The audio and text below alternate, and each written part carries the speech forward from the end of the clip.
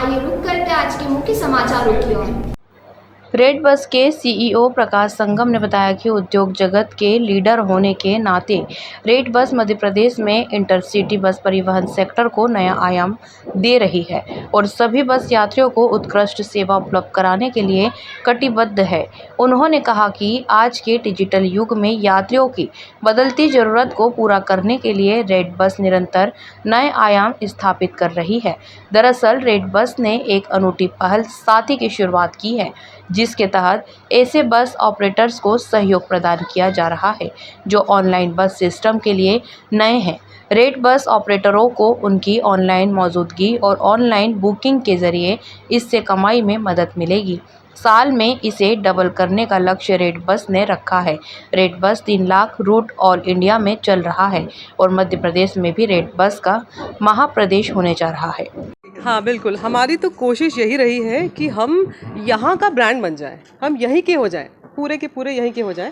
और वो करने के लिए ये इम्पोर्टेंट है कि हम यहाँ के त्योहारों का हिस्सा हो जाएं, यहाँ की परंपराओं का हिस्सा हो जाएं, बिल्कुल यहाँ का हो जाएं। ठीक है, तो अगर आप देखेंगे हमारी जो सारी जो एडवर्टाइजिंग है वो भी बिल्कुल वैसी ही है। राइट, हम बोलना चाह रहे हैं यहाँ पर कोनी एमपी के कोने कोने का सफ़र करो रेड बस पर, तो उसमें सब कुछ मतलब हम बताना चाह रहे हैं कि हम यहीं की तो हैं। और अब त्योहारों की आपकी जो बात होती है, यहाँ पर रक्षाबंधन बहुत बड़ा त्यौहार है। तो अभी हमारी एक आप कुछ दिनों में देखेंगे एक रक्षाबंधन के लिए कैंपेन होगी, जल महोत्सव सेलिब्रेट होता है, तो उसके अराउंड हमने कुछ किया था। तो बहुत सारे ऐसे जो हैं फेस्टिवल्स हैं जो हम लोग अभी सेलिब्रेट कर रहे हैं जो सिर्फ यूनिक है एमपी के लिए। शिवरात्रि में हम लोग ने कुछ काफ़ी मार्केटिंग किया। तो और शिवरात्रि तो बहुत यूनिक है यहाँ, जैसे मैंने आपको बोला अपनी प्रेजेंटेशन में कि यहाँ पर शिवरात्रि के समय 6 गुना डिमांड बढ़ जाती है कंपेयर टू अदर स्टेट्स। तो हम यहाँ का बनना चाहते हैं, बस यही हमारा मानना है कि अगर हमें यहाँ पर ग्रो करना है, यहाँ के कस्टमर्स के साथ कनेक्ट करना है, हमें एमपी का ब्रांड बनना पड़ेगा। आप चार्टर्ड बस से फिर कैसे मुकाबला करते हैं? चार्टर्ड बस तो हमारा हिस्सा है, वो तो हमारे इकोसिस्टम का हिस्सा है। इनफैक्ट हम उनके साथ इतना काम कर रहे हैं। अभी तो उनकी जो प्राइसेस वो जो ऑफलाइन में बेचते हैं वही ऑनलाइन में बेचते हैं, तो वो हमारा हिस्सा है। हम कोई कंपटीशन नहीं है। जो भी कोई अच्छी सर्विस प्रोवाइड करता है बस ऑपरेटर, वो हमारे प्लेटफॉर्म का हिस्सा है। आपका इंट्रोडक्शन? मेरा नाम है पल्लवी चोपड़ा। Thank you. आप लोगों ने प्रेस कॉन्फ्रेंस की, क्या विषय है इसकी सूचना?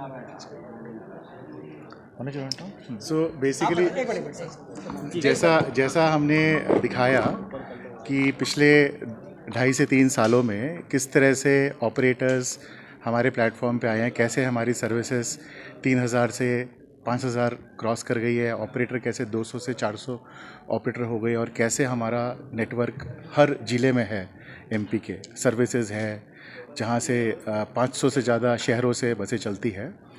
तो आज की डेट में, और हम ये मानते हैं कि यहाँ पे, जैसे हमने पहले भी बताया कि क्यों मध्य प्रदेश यूनिक है, आरटीसी नहीं है यहाँ पे, तो इस वजह से अब हमारे पास यहाँ पे इतनी सर्विसेज हैं कि हमें अब लगता है कि यहाँ पे कस्टमर के पास बहुत ऑप्शंस हैं बुकिंग करने के लिए ऑनलाइन। और हमारे प्लेटफॉर्म में जो हमारी लिस्टिंग है, जो हमारे फीचर्स हैं, जो रिच हमारे फीचर्स हैं, बस ट्रैकिंग है, कंपेयर कर सकते हैं, रेटिंग है। तो अब हमें ये लगता है कि अब हमें कस्टमर को टारगेट करना है यहाँ पे, और उसी के लिए मार्केटिंग में भी हमने आपको बताया कि किस तरह से हम कोशिश कर रहे हैं। और अब आने वाले दिनों में हमें लगता है कि मध्य प्रदेश सही मायनों में एक महाप्रदेश बनेगा हमारे लिए, हमारे बिजनेस के लिए। और ऑनलाइन बुकिंग को लेकर क्या नई शुरुआत यहाँ पर? डिजिटाइजेशन तो हर क्षेत्र में हो रहा है। तो अगर आप देखें, ये सारी शुरुआत हुई जो कोविड से फ़ायदा हुआ, और यूपीआई से बहुत बड़ा फ़ायदा हुआ है। हमारे प्लेटफॉर्म में भी हम देखते हैं कि 60 से 65% जो ट्रांजैक्शन होते हैं वो यूपीआई के होते हैं ना। अब ये है कि लोग इंटरनेट पे हैं, काफ़ी लोग इंटरनेट यूज़ करते हैं, ट्रांजैक्शन नहीं करते हैं, लेकिन काफ़ी ज़्यादा मात्रा में लोग पिछले 2-2.5 साल में डिजिटल ट्रांजैक्शन करने लगे हैं। तो अभी वो हमें भी दिख रहा है कि बस टिकट भी बुक हो रहे हैं। तो हमें भी पूरी उम्मीद है कि आने वाले दिनों में बस टिकट भी बहुत ज़्यादा बढ़ेगी ऑनलाइन बुकिंग। जो आप लाए वो किस तरह की योजना है? साथी योजना, जैसे हमने बताया कि ऑपरेटर आ रहे हैं, वो छोटे ऑपरेटर हैं, मध्यम वर्ग के, मध्यम एसएमई हैं, एमएसएमई हैं, वो इतने रिसोर्सेज नहीं होते हैं उनके पास, और ऑफलाइन से ऑनलाइन बिजनेस करना है तो कुछ अपने बिजनेस करने के तरीक़ों में कुछ बदलाव लाने पड़ते हैं।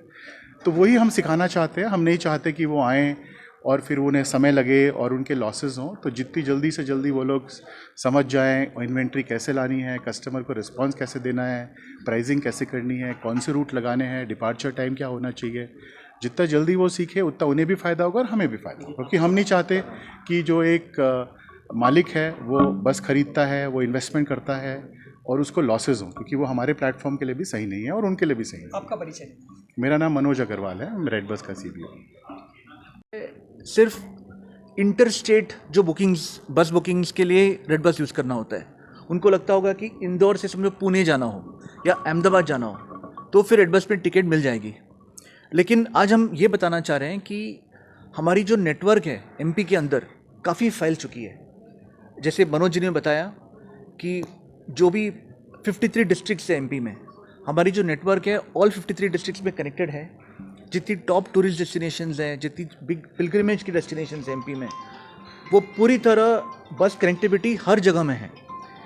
तो इसके कारण हम लोगों को ये बताना चाहते हैं कि वो MP के अंदर भी अगर उनको ट्रैवल करना हो, इंदौर से लेके अगर रेवा जाना हो या फिर बगल में उज्जैन जाना हो या फिर सागर जाना हो, कहीं पर भी जाना हो विद इन MP, तो वो जो टिकट्स भी अभी ऑनलाइन वो कर सकते हैं। तो सीट रिज़र्व कर सकते हैं रेड बस पे और बहुत अच्छे ऑफ़र्स भी चल रहे हैं अभी। तो उनका जो फाइनेंशियल जो इंसेंटिवाइजेशन भी है और उनको कम से कम रेट में वो ऑनलाइन टिकट बुक कर सकते हैं। MP के जितने भी डिस्ट्रिक्ट है वहाँ पे आपने त्योहारों के हिसाब से भी कुछ विशेष तैयारी आपकी रहती है, इसको लेकर क्या?